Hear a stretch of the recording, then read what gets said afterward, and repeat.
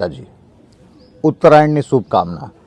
અને આજે ઘણા બધા લોકો ગૌ સેવા કરવા માટે ગૌશાળાએ જશે અને ગૌ સેવા કરશે, પરંતુ આજ ઉત્તરાયણના દિવસે એક જ માત્ર સંકલ્પ કરો, અને એ સંકલ્પના 5 પોઈન્ટ છે કે તમે સવારે જ્યારે ઉઠો અને બ્રશ કરો ત્યારે ભારતીય કોઈ દેશી દંતમંજનથી બ્રશ કરો।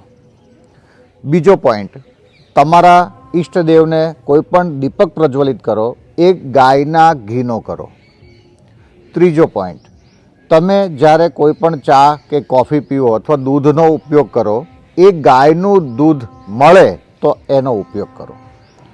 ચોથો પોઈન્ટ કે જીવનમાં ક્યારેય પણ ચામડાની વસ્તુનો ઉપયોગ ન કરો, તો પણ ગાય બચશે। અને સૌથી વધારે અગત્યનો જે 5મો પોઈન્ટ છે એ છે આજ પછી ગૌદાન શબ્દ બોલવાનું નહીં, પણ શું બોલવાનું? ગૌ સેવા। જેમ કન્યાદાન શબ્દ નથી, કન્યા અર્પણસ્તુ છે, એમ ગૌદાન શબ્દ નથી।